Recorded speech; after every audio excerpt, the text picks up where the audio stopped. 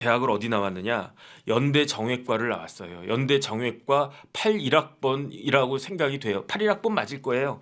63년생인데 81학번. 그러니까 62년생들하고 같이 다녔다는 이야기지. 왜냐하면 3월 4일생이니까 좀 1년 쪽뭐 7살 때 빠른 뭐 그렇게 다녔는데, 그런데 함성득 교수가 뭐라 할까, 공부도 잘하고 시험도 잘 치는 사람 같아요. 왜냐하면 연대 정외과 81학번인데 84년에 행정고시 합격했어요. 그러니까 재학 중에, 연대 다닐 때 재학 중에 행정고시 봐가지고 재학 중 합격을 했는데, 그러면 행시 봤으면 쭉 올라갔으면 국가에서 뭐 유학도 보내주고 뭐 그 다음에 쭉 뭐 이렇게 어린 나이에 소년둥과하고 그랬으면 뭐 장차관도 할 수 있고 뭐 그러지 않았을까? 근데 이 양반은, 함성득 교수는 텍사스 오스틴 대학으로 유학을 가요. 그래가지고 89년에 그 석사학위를 받고, 그 다음에 저기 피츠버그에 가면 좋은 대학이 있어요. 무슨 대학이냐면 카네기 멜론 대학이라고 있어요. 그래서 카네기가 철광한 카네기 있지 않습니까? 어쨌든 CMU라고 줄여가지고 카네기 멜론 대학에서 그 박사학위를 갖다가 받아요. 그 다음에 그 박사학위 받자마자 미국의 뭐 웨스트 버지니아 대학이라고 있대요. 거기서 교수를 92년부터 94년까지 하고, 조지타운 대학이라고 워싱턴에 좋은 학교 있지 않습니까? 거기서 94년부터 뭐 96년 정도까지 그 조지타운 대학교 교수를 갖다가 하고, 그리고 그 교수를 한국으로 들어와서 어디서 교수를 하느냐? 고대에서 교수를 해요. 고대 행정학과 교수가 된 게 96년이야. 그러면 이 사람이 1963년생이니까 웨스트 버지니아 대학 교수가 된 거는 30살에 박사학위 받고, 박사학위 받자마자 미국에서 대학 교수 잠깐 하다가 96년부터니까 33살에 그 고대 교수가 된 거예요. 그럼 되게 빠른 거 아니겠습니까? 다른 대학도 아니고 연대 출신이 고대 교수를 33살에 한 거예요. 그러면 어유 뭐 대단하다. 일단 저는 그런 생각을 갖다가 했는데, 그런데 함성득 교수가 미국 유학한 게 아마 87년부터 갔겠죠. 그러니까 89년도에 석사학위 받고 93년도에 박사학위 받았으니까, 이렇게 80년대 말 90년대 초에 미국에서는 뭐가 유행했느냐? 대통령학이라고 하는 게 유행했대요. 그래가지고 제가 경력을 봤더니 레이건 대통령 정책연구소 선임연구원도 교수하면서 뭐 겸직을 했는지 뭐 어쨌는지 뭐 그런 걸 갖다가 했더라고요. 그러니까 미국에서 유행하는 대통령학을 연구를 해가지고, 그래서 한국에 들어와서 어떤 분야에 대해서 강의를 갖다가 했느냐, 이른바 대통령학이라고 하는 것을 강의를 하면서 한국에서도 대통령학 하면 좀 있어 보이지 않습니까? 학문 중에 학문. 그러니까 뭐야, 뭐 우리나라에서 제일 높은 사람이 대통령이니까 학문 중에 학문은 대통령학 아니냐? 뭐 이렇게 생각할 수도 있겠네. 근데 이렇게 대통령학이라고 하는 것을 우리나라에 들여와 가지고 자기가 대통령학의 최고 권위자라고 자칭 타칭 주장하는 사람이, 그게 누구냐? 그게 이제 함성득 교수란 이야기예요. 그래서 저기 보니까 뭐 밑에 청와대도 그려져 있고 멋있네요. 대통령학. 전 안 읽어봤습니다. 그 다음에 그거쯤 좀 띄워주세요. 그 윤석열 대통령 얼굴 나와 있는 책 있죠? 위기의 대통령이라고 하는 책도 썼어요. Presidential Crisis in Korea. 한국에서 대통령제는 위기다. 그러면서 위기의 대통령. 밑에 함성득 지금 이렇게 딱 써 있죠. 그 다음에 그거 한번 보여주세요. 제왕적 대통령의 종언. 요게. 이 책이 나름 중요하다라고 생각할 수 있는 게, 그게 뭐냐면은 윤석열 검찰총장이 검찰총장 물러난 다음에 그때 읽기 시작했던 책이 어떤 책이냐? 함성득이 지은 제왕적 대통령의 종언이란 책을 윤석열 전 검찰총장이 읽기 시작하더라. 그러니까 윤석열 전 총장이 정치에 관심이 있구나. 정치에 그냥 관심이 있는 게 아니고 대통령의 후보로 나갈, 대통령 선거에 나갈 그런 뜻도 있나 보다. 저게 왜 그런 이야기가 나왔냐면은 저 책이 눈에 띄었거든요. 함성득이 지은 제왕적 대통령의 종언이라고 하는 책을 윤석열 전 검찰총장이 읽고 있더라. 그러니까 그러면은 윤 전 총장이 정치에 생각이 있구나. 이런 생각이 이제 그 신문에 쭉 나왔던 거고, 그 예상이 틀렸습니까? 맞았잖아요. 그래가지고 그 예상이 맞아가지고 결국은 윤석열 전 검찰총장이 정치에 뛰어들어가지고 대통령 후보가 되고, 대통령 후보가 됐는데 또 그 대선에서 승리해서 대통령도 되고, 어쨌든 그랬습니다. 그렇기 때문에 함성득 교수에 대해서 윤석열 대통령이 관심이 많겠구나. 저는 일단은 그런 생각은 누구나 할 수 있는 거 아니겠습니까? 그런데 중요한 건 뭐냐면은 함성득 그 교수가 집이 어디냐면 아크로비스타래요. 그래가지고 근데 이제 윤석열 대통령 집이 어디였습니까? 아크로비스타. 그래서 어젠가요? 제가 김건희 여사 이야기할 때 그때 코바나 콘텐츠가 어디 있었다고 그랬습니까? 아크로비스타. 거기서 뭘 받았다고 그랬습니까? 뭐 디올 뭐 파우치인가 뭔가 그런 거 받은 데가 아크로비스타. 그러니까 결국은 함성득 교수하고 윤석열 대통령이 같은 아파트 주민이에요. 근데 아크로비스타는 법원 바로 앞에 있고 옛날에 거기가 삼풍백화점 자리였잖아요. 그래서 제가 사법연수원 다닐 때만 해도 삼풍백화점 잔해가 그대로 남아 있었어요. 그래서 어느 날 그걸 다 치우더니 거기에다가 그렇게 대형 초고층 건물을 갖다가 30층인가 뭐 그 정도 될 거예요. 고급 그 아파트를 갖다가 짓더라고요. 주상복합을. 그런데 거기에 누가 사느냐? 함성득이 살고 또 누가 사느냐? 윤석열 대통령이 살더라. 근데 윤 대통령 몇 년생입니까? 60년생. 함성득 교수 몇 년생이라고 그랬습니까? 63년생. 그러니까 나이도 뭐 얼추 비슷해요. 옛날에 뭐 어렸을 때야 뭐 17살, 20살 큰 차이 나도 지금 뭐 환갑에 60살이다, 63살이다 뭐 비슷하지. 그러니까 거기에다가 함성득 교수가 대통령학을 전공했다라고 하니까 대통령이 관심을 가질 수밖에 없었던 것이 아닌가. 그 PD님 그거 제가 신문 기사 그거 띄우 있었잖아요. 아크로비스타에 뭐 누가 사느냐 뭐 그랬던 거. 네, 그래서 당선인과 허물없이 보는 사이, 여기서 허물없이 보는 사이라는 건 뭐냐면은 아크로비스타 같은 그 주상복합 아파트에는 뭐 요즘 그런 단지들 많죠. 근데 옛날에 저긴 주상복합이고 하니까 거기에 목욕탕이 있대요. 지하 목욕탕. 그래가지고 허물이 없다라고 하는 것은 옷을 다 벗었다는 이야기지. 이게 뭐 허물이겠습니까? 근데 허물 없이 다 깨벗고 본다는 사이지. 그러니까 윤석열 대통령하고 목욕탕에서 이렇게 깨벗고 보는 사이가 누구냐? 맨 왼쪽이 김태효인가 뭐 그렇고요.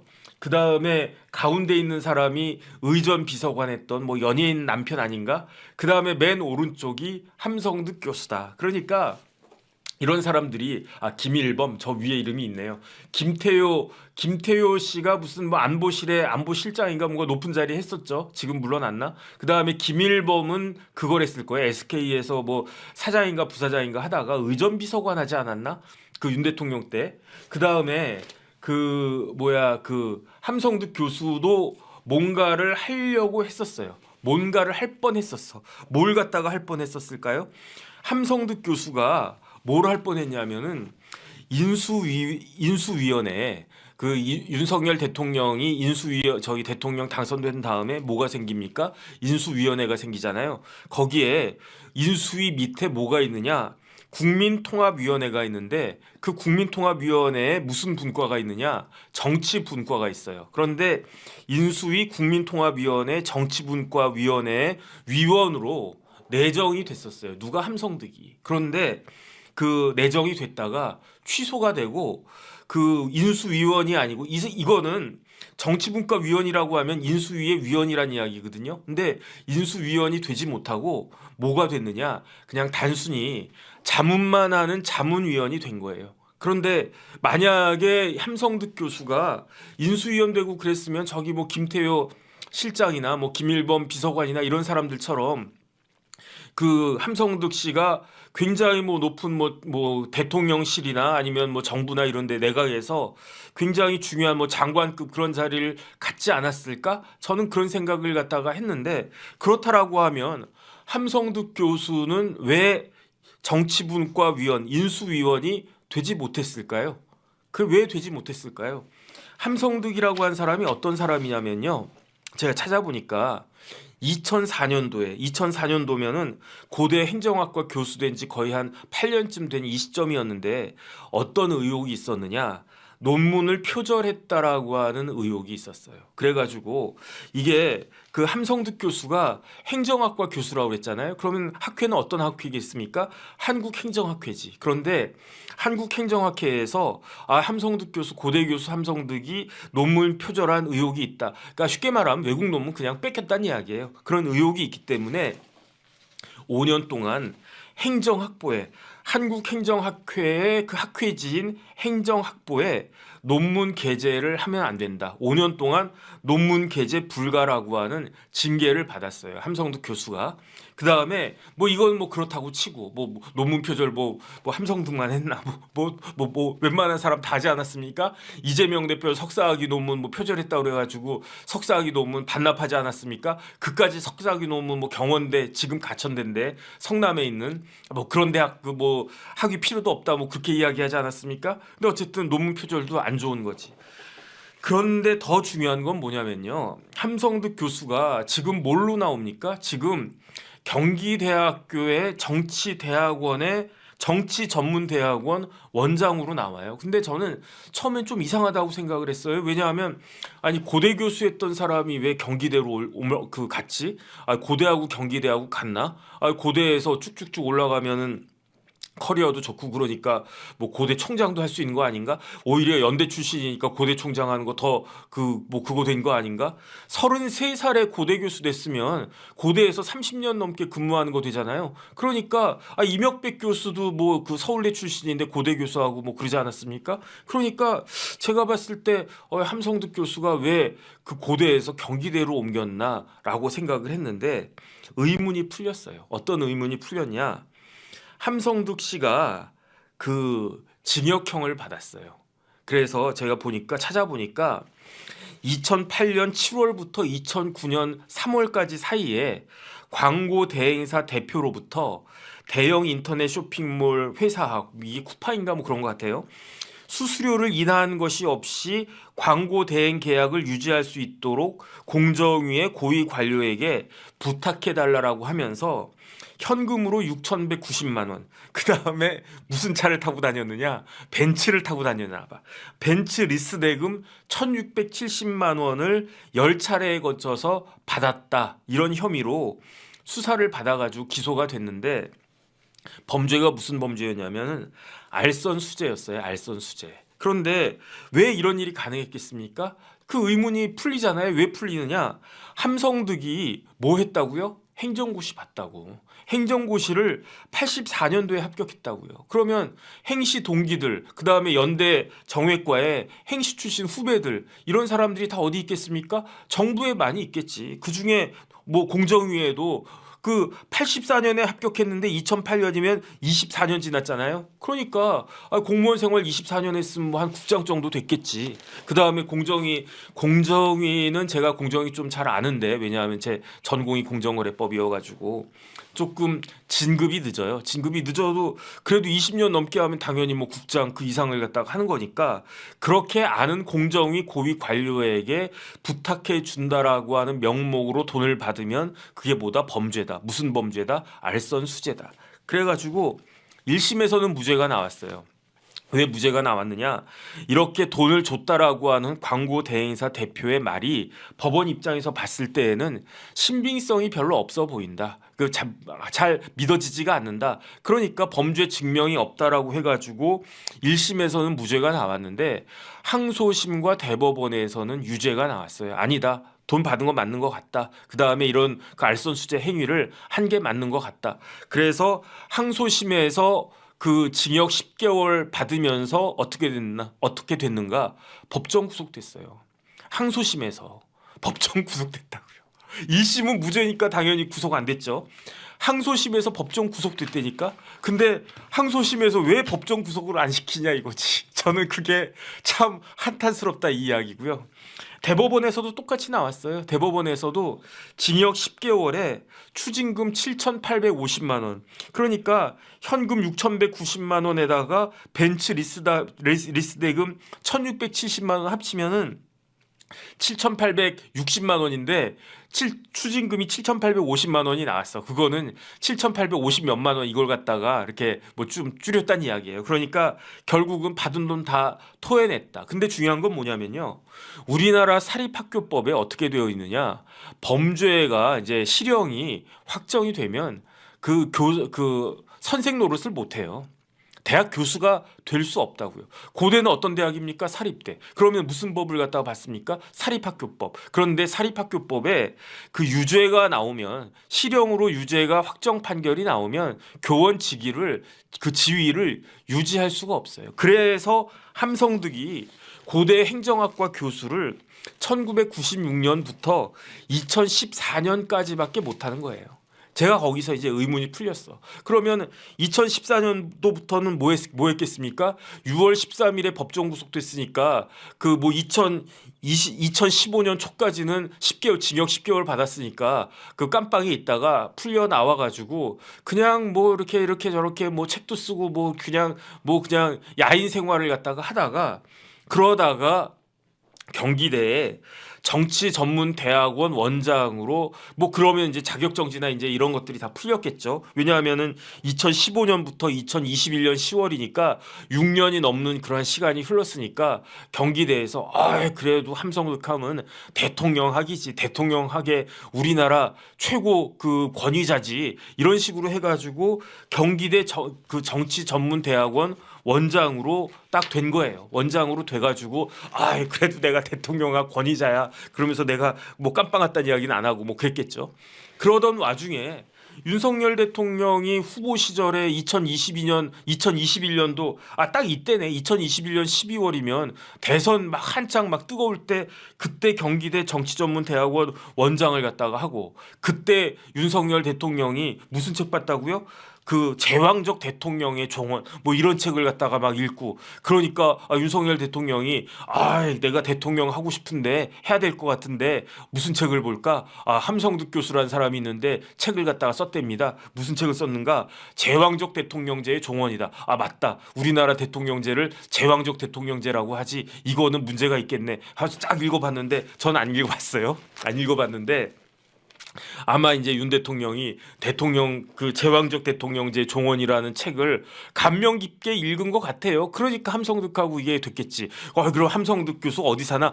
우리 아크로비스타 살아? 그러면서 목욕탕에 뭐 이렇게 오다 가다가 누군지 모르고 그냥 얼굴만 이렇게 마주치던 사람인데 책을 갖다 딱 봤는데 뭐 함성득 누구야? 뭐 인터넷 검색해 보면 조금 전 우리가 봤던 것 같은 저런 얼굴이지 않았겠습니까? 목욕탕에서 딱 봤는데 저 사람이 우리 아파트 사는구나. 뭐 이런 식으로 하면서 가까워진 것이 아닌가? 저는 어쨌든 그런 생각이 들어요. 그래가지고 결국은 2022년에 당선된 다음에, 그러니까 대통령학을 잘 아는 분이 그 정치부과 인수위원을 갖다가 해야 돼 해가지고 대통령이 처음에는 함성득 교수를 인수위원으로 내정을 했었을 건데, 근데 이러한 함성득 교수의 전과를, 범죄자 아니겠습니까? 전과자 아니겠습니까? 그러니까 잘 아는 사람들이 제가 대통령 무슨 뭐 참모라고 해도 대통령님 당선자님 그 함성득 교수는 좀 빼시죠. 왜 빼야 되는데?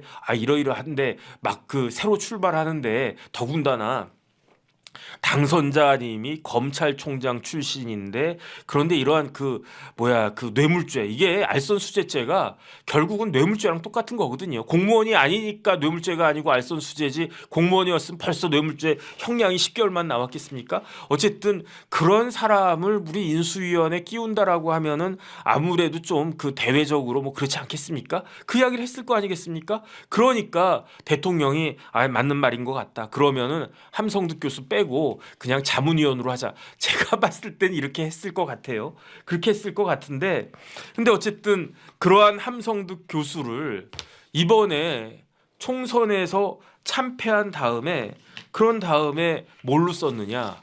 그 비선 라인으로 썼다는 거 아니겠습니까? 그 PD님 고 좀 띄워주세요. 그 무슨 그 도표 같은 거 이렇게 날짜별로 이렇게 그림 그려져 있는 거 있죠? 그렇죠. 이거는 함성득 교수의 이야기예요. 이거는 이제 대통령실에서 공식적으로 확인해 준 바가 아니고 함성득 교수의 이야기인데 그 총선이 언제 있었습니까? 4월 10일에 있었어요. 근데 대패했죠. 그러니까 총선 끝나고 며칠 뒤라고 그랬어요. 그러니까 며칠 뒤에 윤 대통령이 함성득 교수한테 전화를 해가지고 이재명 대표를 만나야 되겠다. 한번 이걸 갖다 좀 뚫어달라. 그 이야기를 했다는 거예요. 제가 봤을 때 저 이야기는 맞는 것 같아요. 저는 뭐 그 이야기는 윤 대통령이 함 교수한테 전화해서 당신 저기 함 교수 좀 이재명 대표 내가 만날 수 있는데 좀 이렇게 수월하게 만날 수 있게 좀 그걸 좀 해줘. 그러면 함성득 교수가 물어봤겠죠. 대통령님 왜 저한테 뭐 저렇게 하셨습니까? 그렇게 이야기를 했을 때 대통령이 저 이명백 교수랑 잘 알잖아. 그러니까 이명백 교수 통해 가지고 그 이재명 대표하고 좀 만날 수 있게 좀 해줘. 이렇게 했을 것 같아요. 그래서 그 이야기를 듣고 함성득 교수가 이명백 교수한테 전화했겠죠. 그 다음에 이명백 교수는 다시 이재명 대표한테 이야기를 했겠죠. 그런 다음에 그 4월에 그 어느 날 제 생각에 뭐 한 13일부터 한 17, 8일 뭐 요 정도 사이 어간에 어느 날 함성득, 이명백, 이재명 이렇게 세 사람이 만난 것 같아요. 만났는데 그런데 그때 무슨 이야기를 했다? 아까 그 도표에 보여드린 것처럼 그거 다시 한 번만 띄워주세요. 그 뭐 윤석열 대통령이 이렇게 말씀하시더라라고 함성득 교수가 이야기했다는 거죠. 왜냐하면 이명백 교수도 그 한국일보에 나가가지고 똑같이 이야기를 했으니까 대표적인 게 뭐다? 그 총리 추천해 달라. 그 다음에 이 대표한테 불편해할 사람을 기용하지 않겠다. 그 다음에 생산적 정치가 이재명 대표한테 도움이 되는데 그런데 이재명 대표에게 경쟁자가 될 사람을 기용하지 않을 거고 지지층을 배신할 수도 있는 거다. 뭐 이런 이야기를 했다는 거예요. 그런데 상식적으로 저런 이야기가 될 것인가? 말이 되는가? 저는 말이 안 된다고 생각을 하거든요. 왜 말이 안 된다라고 생각을 갖다 하냐면 아무리 대통령이라고 하더라도 아무리 대통령이 지금 궁박한 상황에 놓여져 있다고 하더라도 저런 이야기를 하지는 않았을 것 같다. 저는 그런 생각이 들고요. 그렇다라고 하면 결국은 함성득 교수가 그냥 그 대통령이 그냥 저기 그 이재명 대표한테 뭐 좀 이렇게 잘 만나서 이야기 좀 잘 하게 해달라고 그렇게 좀 저희 잘 이야기해서 만남이 좀 그 만남에 있어서 윤활유 역할을 좀 당신이 해주시오. 요 정도로 이야기했을 것 같은데 그런데 거기에다가 함성득 교수가 굉장히 나름대로 이렇게 뭐 자기 뭐 소신인지 뭔지 해가지고 저런 이야기를 한 것이 아닌가 저는 그런 생각이 듭니다. 왜냐하면 다른 걸 다 떠나가지고 이재명 대표의 경쟁자를 배제하겠다는 뉘앙스 아니겠습니까? 이재명 대표가 다음번 대선에 나올 건데 근데 그때 이재명 대표가 대통령이 되기 쉽게 그 경쟁자를 배제하겠다 저런 뉘앙스가 저 뒤에 깔려 있지 않습니까? 저거는 말이 안 되잖아요. 지금 대통령이 지금 민주당입니까? 그 다음에 대통령이 뭐 이재명 대표가 여당의 후보입니까? 말이 안 되잖아요. 그 다음에 이재명 대표가 대통령이 되면 윤석열 대통령 그냥 내버려 둘까요?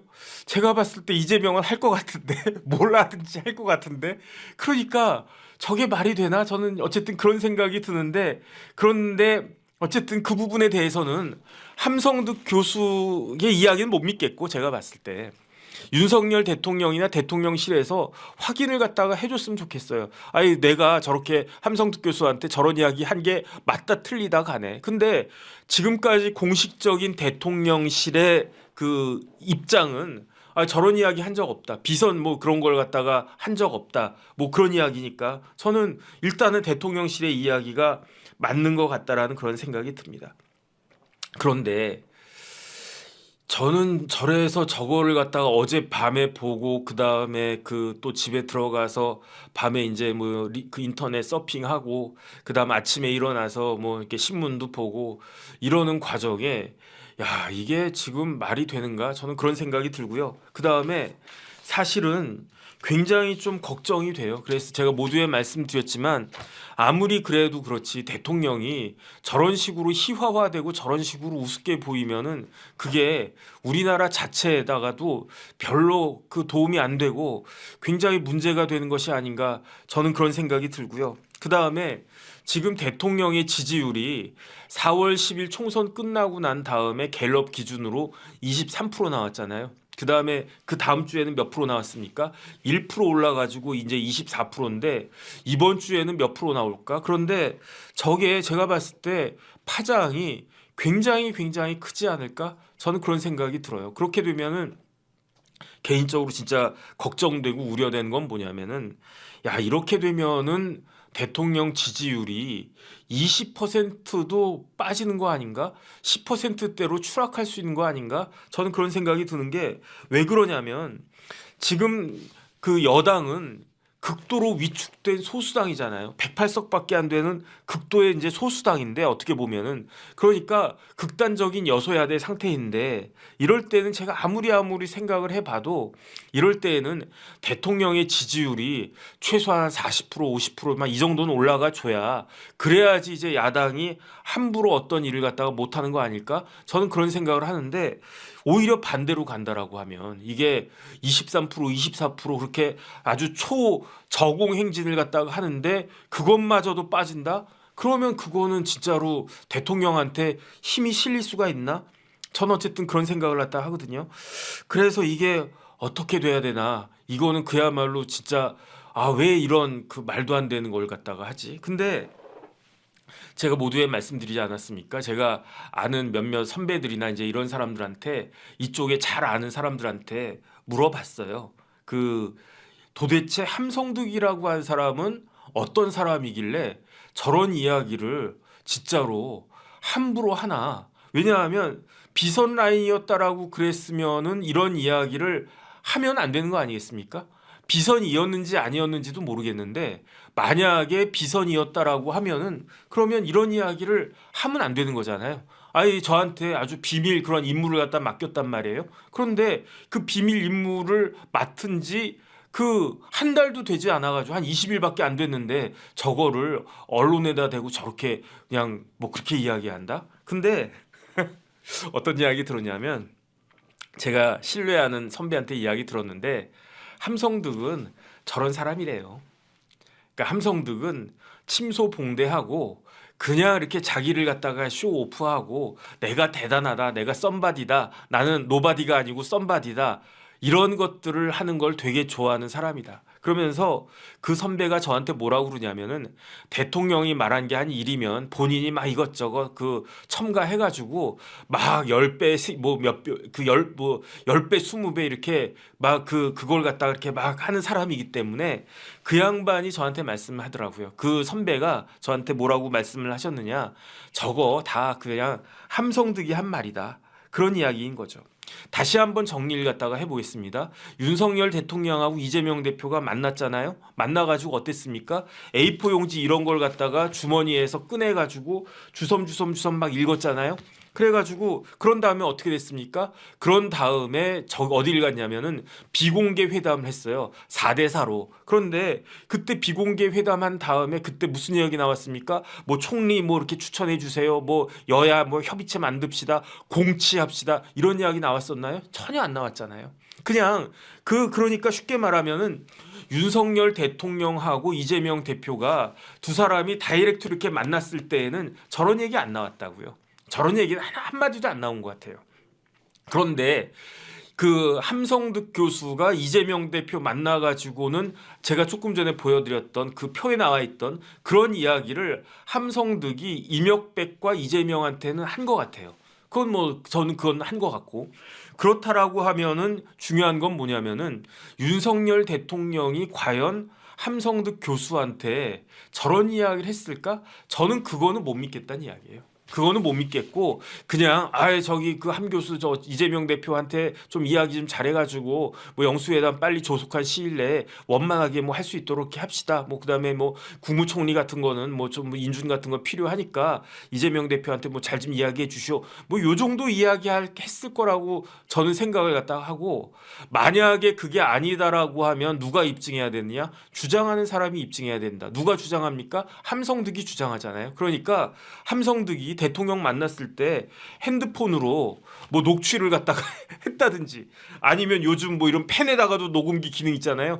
대통령이 날 불러. 아니면 뭐 전화로 들었으면 녹음하기 더 쉽네. 뭐 갤럭시 폰이나 이런 거면은 녹음 기능 딱 누르면 녹음되잖아요. 그래가지고 아닙니다. 내가 그런 식으로 의심받을 수 없기 때문에 그렇기 때문에 내가 다 까겠습니다. 그러면서 대통령이 저기 함 교수 말이야 어쩌고 저쩌고 뭐 이거는 뭐 총리는 뭐 다 넘겨주고 뭐 그다음에 뭐 그 이재명 대표한테 뭐 불편할 경쟁자 뭐 대통령실에 안 두겠고 뭐 그다음에 뭐 이재명 대표하고 뭐 공치할 거고 뭐 어쩌고 저쩌고 저런 이야기가 윤석열 대통령의 육성이나 뭐나 객관적인 증거로 나와야 되는 것이 아닌가. 그 정도는 갖고 있어야 함성득이 한국일보에 이야기한 것이 그게 맞는 것이 아닌가. 전 그런 생각이 들고요.